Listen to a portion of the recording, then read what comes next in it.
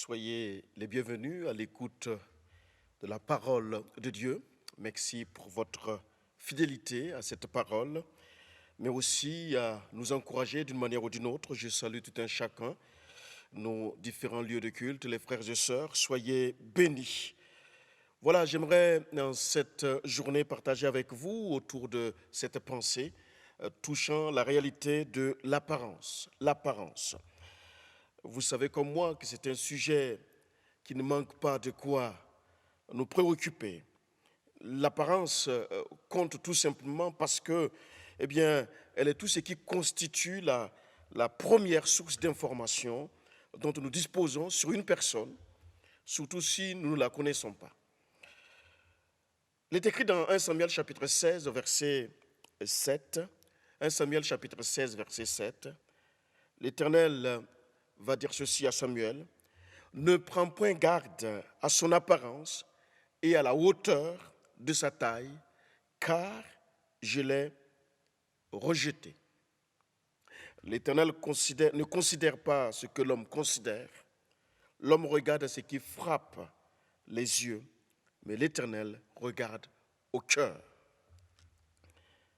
Le dénominateur commun à tous ceux et à toutes celles que Dieu a formés pour son service, c'est qu'ils ont affaire à un moment donné de leur vie, eh bien, au secret avec Dieu. Tous ceux que Dieu a appelés et les destine à le servir ont affaire à lui en secret, à un jour déterminé, à une saison bien précise. Très souvent, j'ai entendu cette fameuse phrase, comme vous, comme moi, eh bien, Dieu regarde au cœur. Et souvent, nous la citons comme pour justifier un acte, une position ou un choix, eh bien, qu'on vient de faire. Et très souvent, nous faisons appel à cela. Dieu regarde au cœur.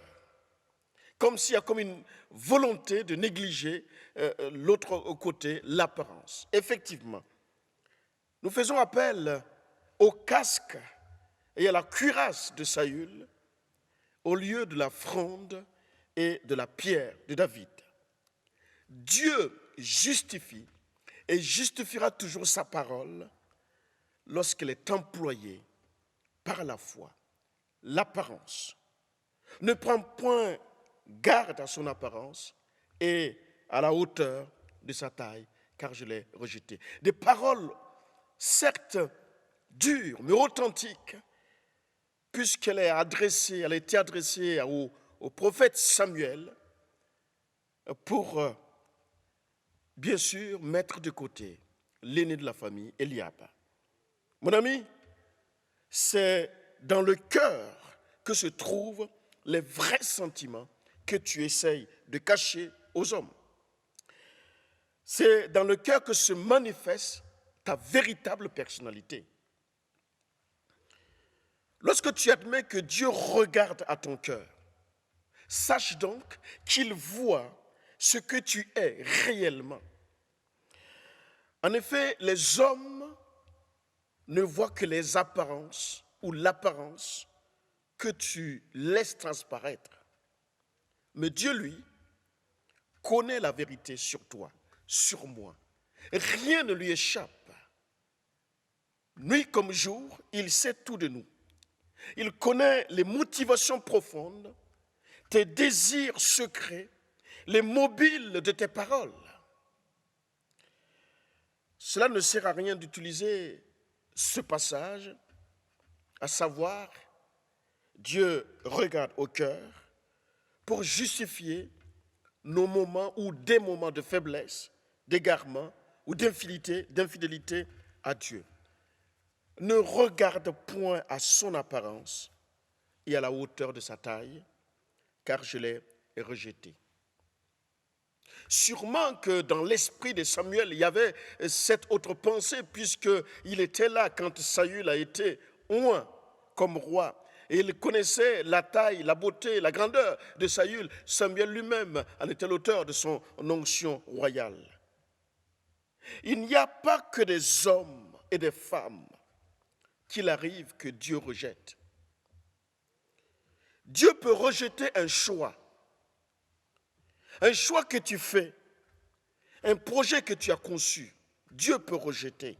Oui, dans ton cœur, Dieu voit en ce moment même les luttes entre la chair et l'esprit. Mais il voit aussi, quand tu laisses place à la chair, il voit qu'il a mis sa parole en toi, mais que toi, tu préfères choisir une autre option.